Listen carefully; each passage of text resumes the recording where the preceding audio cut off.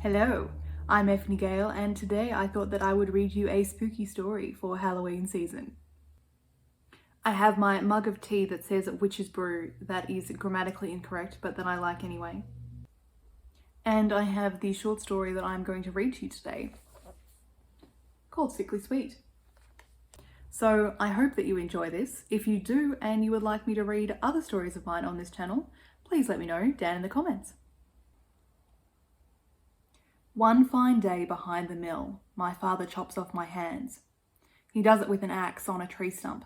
He says the devil is coming, that he promised the devil my hands in exchange for his life. I do not believe in the devil. My father has been hearing voices for some time. There is a lot of blood, but no pain. I've heard stories of soldiers, those with their arms sliced off, who screamed, not because it hurt, but because of the shock of seeing their shoulder and limb separated. The pain is so great that your body snuffs it out, for a little while. I yell too. I shriek. I clutch my bloody wrist to my dress and back away, sprinting, stumbling into the forest. My father does not pursue me. The devil can find me anywhere if I am still wanted. I curl up at the base of a tree, nesting in its roots. The pain arrives like a delayed traveller. I think I am going to die. I do not die. I wake with my wrists attached to my dress, the brown of dried blood mixing with the brown of the fabric. They stick, knitting with the cotton, where I'd press them tightly to stem the blood flow. I shift my torso and feel the dried blood cracking on my stomach. My wrists are swollen, ballooning, fiery things, far more vicious than the worst burn I have experienced. I am loath to upset them further. With effort, I push myself up the tree trunk by my feet, and the bark scrapes sharp against my back. I begin to walk. It is a long walk. Several seasons change. My wrists heal as much as could be expected, turning into knots of scar like the knots on an old tree. I take pleasure in small animalistic activities, biting into a sun-warmed peach and letting the juice run down my chin, diving to the muddy bottom of a river and propelling myself up with jackknife legs. In spring, blood appears between my legs, and again, I think I will die. I do not die. Later it comes again many times. I don't die then either. In the heart of the second autumn, I stumble through a pile of leaves into a clearing. Low, golden sunshine illuminates the charred ruins of a house, and within the ruins, beneath the powdery ashen grey, brittle wood and occasional brick, something glints, metallic and inviting. I step gingerly over the rubble and peer at my treasure. Nestled safely and perfectly, impossibly intact. A pair of silver hands. I drop to my knees. With infinite care and precision, I wipe each hand along my tired, tattered brown dress until the dirt disappears. The joints in the fingers swing back and forth, more or less like a real hand. There is no rust, no squeaking. When I slip the metal cuffs of the hands onto my wrists, they fit exactly, as if they have been made especially for me. I have avoided people for the most part, since my hands were stolen. Now I feel buoyed, lighter. I jog to the nearest town, contented simply by the burbles of conversation, the currents of humans flowing past each other in the shopping district. So many man-made shapes and colours makes my head spin. I wander past shops selling thick, salty-looking ink in glass flasks, stalls with glazed hams suspended from ceilings, doorways with silk jackets, the colour of morning dew and encrusted with dozens of precious stones. "You!" a booming masculine voice hits me in the ear, not 3 paces away. I stop, glance around. He's looking directly at me. "Are you going to pay for that?" My heart hammers in my chest. I look down and see a large bag of flour and a slightly smaller bag of brown sugar clutched in a silver hand. Adrenaline pours into my veins. I am a criminal. I am mortified. I feel about to faint. The other silver hand curls, reaches into my pocket and pulls out 3 gold coins. I stare. I've never had any money of my own, and this does not feel like mine either. The merchant huffs and holds out his own sweaty hand. "I'm sorry," I whisper in my rusty voice, dropping the coins down into his palm. He nods like he doesn't believe me. I take off along the cobblestones, down the streets into the forest. I make a nest in some tree roots, place down the flour in the sweet caramel-smelling sugar and examine the silver hands. They do not feel like my hands. I cannot move the fingers of my own free will, and yet they have moved. They have curled and grasped and extended without my consent. I shake, pressing one hand between my knees, pulling back my arm to wrench the hand away like an unwanted glove. I grunt, but no matter how hard I press or pull, the hand stays a part of me. It slips out between my knees like it's melded to my skin. I try again with the other hand to no avail. When my tears fall, I let them fall on the silver, and I wish fervently that it will rust. I take the flour and sugar to the clearing, to the ruins of the house. I remember a formation of low bricks sticking out amongst the wreckage, which gave me the impression of an oven. I search through the rubble for any other bricks, stacking them together, interlocking them with the remnants of the old oven. The silver hands grab everything easily, nimbly, more skilled at construction than I ever was with my own flesh. They are clever, these hands. They fit the oven together like an expert puzzle. At the end, the finished oven sits there, red and swollen, and reminds me of my bleeding wrists. I am ashamed to say I go back to the town. More than anything, food, love, justice. I feel I am starved of opportunity. The hands have made me ravenous. From the stalls, they pick jars of cinnamon, towers of sea salt, butter wrapped in golden cloth, cloves and ginger in wooden boxes, eggs in woven baskets, and each time a silver hand dips into my pocket and fishes out gold coins. I never see the coins fall in, but I learn to recognise a slight weight in my pocket, the almost imperceptible clink as the silver hands pilfer someone else's pockets or bags. I return to the clearing laden with parcels. I sit in the rubble and press the cinnamon and ginger to my nose, inhaling deeply. I rub the exquisite, perfectly smooth egg against my arms, face and neck. I tip a little of the salt onto my tongue and revel in it, my eyes sliding shut. And then the hands really get to work. Deep in the woods, though not that deep, stands a house made entirely of gingerbread. The walls and roof and floors are gingerbread, as are the chimney and the single-iced door. If you licked the windows, you would know them to be sugar, and if you bit into the windowsills, you would know them to be thick, fresh marzipan. The house does not age or rot or melt. Encrusted in the gingerbread are hard candies of every flavour and colour, licorices which seem to sparkle, candy-covered chocolates in the shape of hearts and stars and clovers. Inside the house there lives a woman, though she was only recently a girl. They say idle hands are the devil's work, but how fervently I wish that mine would stop. The silver hands are always moving, like mechanical spiders desperate to get out of the rain. Sometimes they clean and scrub and tidy. Sometimes they play over my body, prying over my mouth and feeling my tongue, the ridges of my teeth. Sometimes they crawl between my legs and play me like an instrument, running their intelligent fingers inside me and warming with my body heat. Sometimes I don't mind. Mostly they like to cook. They like sugar. They like ever more elaborate desserts, which never seem to go off and pile in towers, gathering on most surfaces of the house and in ever-expanding nooks and crannies. They cook shelves and cupboards for more cooked treats. They cook another room for the house. Often at night, I suffocate the hands beneath my mattress and feel them struggle, twisting beneath my body weight. After a little while, they give up. Alone, unmoving, quiet washes over me. Bliss. There are usually scars from this ritual when the hands break free. Long scratch marks across my torso, legs or back. 1 or 2 or 5 in a row, but they're always worth it. And then one day, a gap in my wall appears, and on the other side, a chewing child. They freeze when I open the door.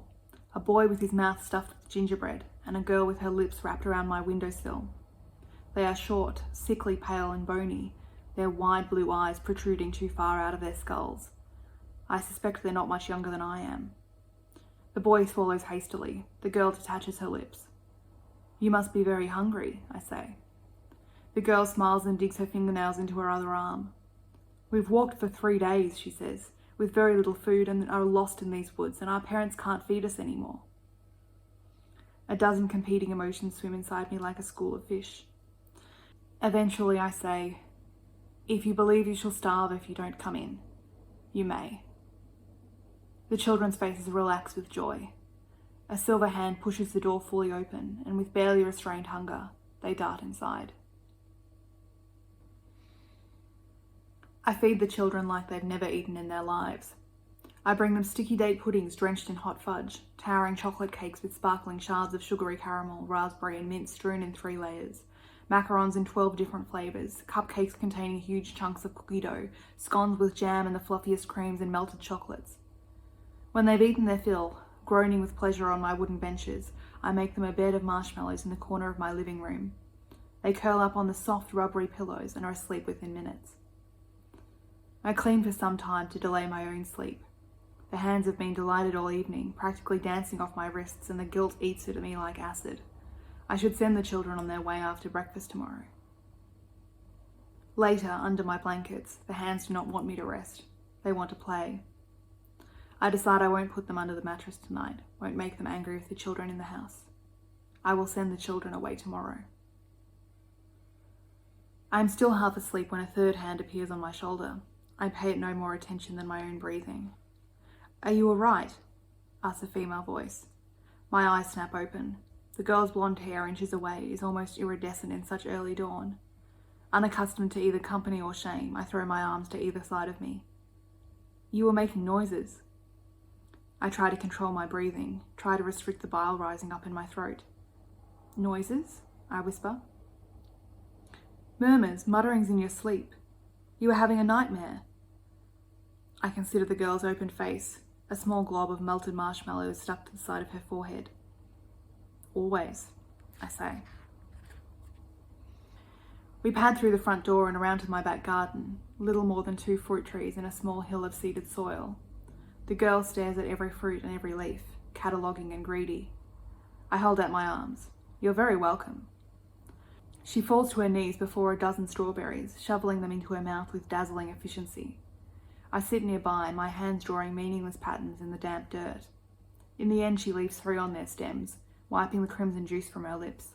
Her hunger seems to still. I suspect it's rude to ask, but the children will be gone in a matter of mouthfuls.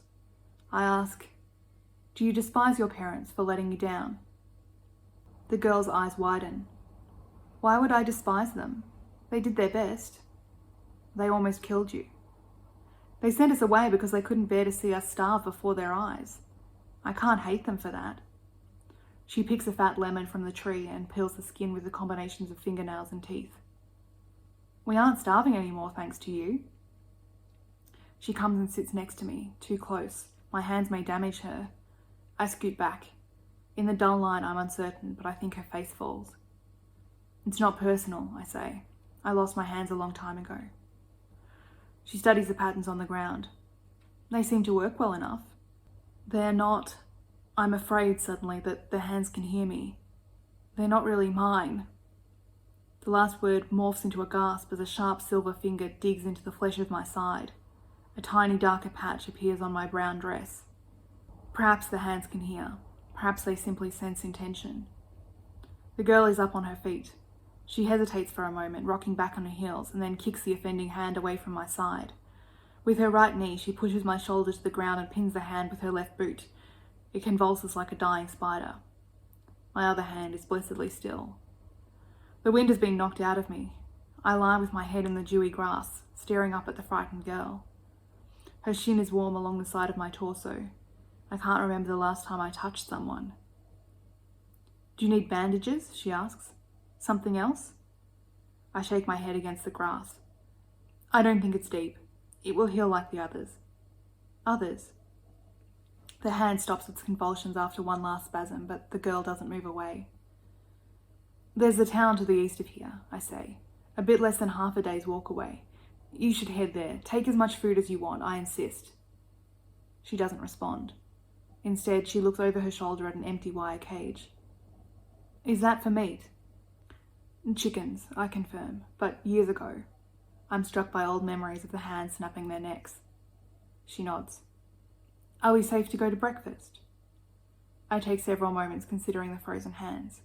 They are play acting, surely, but I suspect they'll behave until their next calculated moment of rebellion. "If we behave," I say, "though they shan't like you leaving."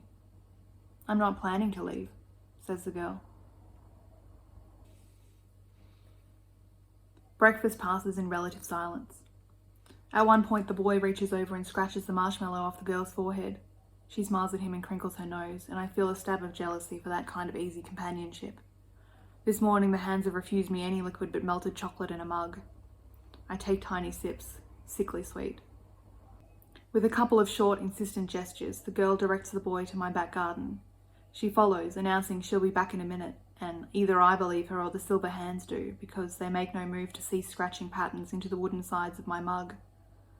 The girl does return shortly, without her brother, but with a strange sort of smile. She tosses a second lemon in the air between alternating palms. "We should do it," she says. "What you were talking about in your sleep." I feel instantly naked. "We should eat the boy," she says. "Cook him." The only sound is the lemon thumping in her hands. She presses on. "I mean, not even chicken for years. You must be starved for meat. I've locked him in the cage." She points needlessly to the garden. "Go and see." I hear the blood beating in my ears. I step outside. The cage is not moved.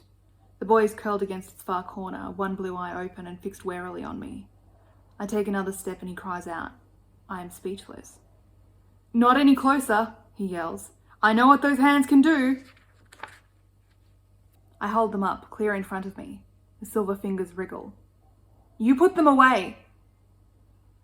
The venom in his voice makes my throat constrict. I tuck my hands tight behind my back, which is the best I can do. I venture another step. Like a well-practiced magic trick, he reveals a rusty key, the key to the cage, and winks. It disappears again. I take out the silver hands. "Are you going to eat me?" I realize with relief that the hands can't reach him while he's caged. "Not now," I say to buy some time. "I have to fatten you up first. You're so thin, it would hardly be worth cooking you now." His tears come right on cue, and when I return inside to his sister, she's sitting cross-legged on my dining table and squeezing lemon juice onto her tongue. "Do you have an axe?" My hands pause in the middle of kneading lemon-scented cookie dough. "No," I tell her, and the hands start up again. "How do you chop firewood then?" "No firewood." I push a lock of hair out of my face with my shoulder. "I use oil." The girl's mouth cracks open. "It never seems to run out," I confess, and find I can't meet her eyes any longer. Her footsteps retreat towards the front door. "It's just, I've been looking at your knives. We'll need something hardier to chop up a boy. A cleaver? I'll go to the town you talked about. Be back just after nightfall if I leave now." I nod, not entirely sure what I'm agreeing to. "There's some money in the cupboard to your left, the one with..." The silver hands have raced across the table and are climbing up my torso, digging painfully into my flesh as they crawl. I try and wrench them away, but my arm muscles are weak from this angle, and the fingers sink into my stomach and breast too deep. Within 2 seconds, the cold metal is wrapped around my neck, still covered in traces of cookie dough. The thumbs are pressing tight into my esophagus, my lips open in a continuous gasp. I struggle, bashing the hands against the edge of the table, but they hold fast. My vision blurs. The last thing I see is the girl, her arms prying at my wrists. She calls my name like she means it. When I wake, it is surreal. Under any other circumstances, I would freeze completely. At this very moment, I am too wrung out to care. I am lying on top of the bed, the woolen blanket scratching against my naked back. My arms are wrenched to either side of the mattress. The silver hands are out of sight, and tugging confirms that they are both tied securely under the bed. The girl has removed my dress and is straddling my hips, wiping my cuts with a rag soaked in green liquid. The rag stings like being sliced up all over again. Absinthe, then. There are perhaps 24 cuts staggered over my torso. The girl attends to one just next to my nipple, and my chest shudders. She glances up, registers I'm awake, and immediately averts her gaze. "Apologies, there was..." "You don't have to apologise." My voice comes out hoarse and scratchy, followed by a minor coughing fit. The girl leaves to fetch a glass of water. As she goes, her thigh brushes over my hip. My mind feels ill and unanchored, like I've come down with a fever, but I don't think I have. Thoughts arrive as if through a fog. Sipping is awkward, with her hand behind my head and the cup at my lips. I take tiny restricted swallows and trails of water run down the sides of my mouth. She wipes them aside with her thumb. "What did you tie them up with?" "I find rope in a kitchen cupboard," she says.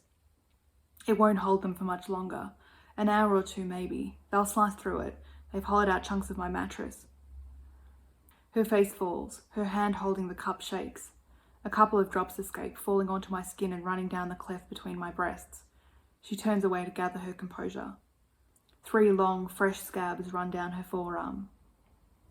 Eventually she says, "Well, what else will hold them? Anything here?" "Chains would," I say. "I have none." The mattress might for another hour, longer if they thought that wasn't going to be permanent. She plays with her fingernails while she considers this, glances under the bed, then climbs on and reclaims her position over my hips. I was going to... She leans forward, biting her lip, and touches my elbows, making a sawing motion with her fingers. But there's no time. I nod. The axe, the cleaver. How did you tie them up at all? Oh, I wasn't planning to, but once you passed out, they went limp for a while. I don't think they want you dead. Her blue eyes bore into mine. Really dead. When she doesn't get a response, the girl picks up the rag and the absinthe again. I know it seems a bit redundant, but may I? My mouth feels too dry. All right. Her wipes with the rag are gentle and precise. She rests her other hand on my arm, my shoulder, my ribs for balance. Her skin feels twice as soft and warm as my own. Sometimes she traces my many scars with an absent fingertip. Despite myself, my tears start to fall. She kisses them from the sides of my face, her lips like velvet. The light fabric of her dress grazes my stomach, my breasts, my nipples. My skin breaks out in goosebumps. My breath comes out in tiny sighs and shudders. She kisses my forehead, my cheeks, my lips. I feel like I'm floating up out of my body, and the stinging fades to background noise. There is no mattress, no rope, no silver hands. Then her own tears fall onto my collarbone. Is there anything we can do for you? She whispers. Anything at all? When the words finally come, my voice is cold and composed, not quite my own. We have to cook the boy, I say. Inside the oven, the fire blazes. Flames of a million different yellows and oranges lick at the bricks. The boy has been fed and watered. The girl has prepared the lemon-scented cookie dough for baking. The hands are largely behaving themselves, almost humming in anticipation. I will my pulse to slow and turn to the girl. It's time. She looks me straight in the eyes, so blatantly that I'm worried a silver finger will impale me. Are you sure? Yes. Check the oven is hot enough, will you? She tugs open the oven door. The heat is noticeable even from here. The girl peers inside, the flames playing over her lovely face. I don't know how to, she lies. I blurt out the first curse I can think of. Let me then. I shuffle over and take her place, my heart inside my mouth. I stick my head clear inside the oven, farther than necessary, so close that fire sparks in my hair and I can feel my face beginning to burn. It's ready, I call, and she shoves me inside, where the world is white hot. My last thoughts are a series of cluttered imaginings, that the girl and her brother run home, their arms full of candies and treasure and coins, that they leave the remains of the gingerbread house behind them, a smoking pile of powdery ash, that they arrive safe to loving parents, and that somewhere the devil appears to a father who bargains a daughter he forgets could be behind his mill. It's a small comfort to know I'm not the only one, and the silver hands don't burn at all.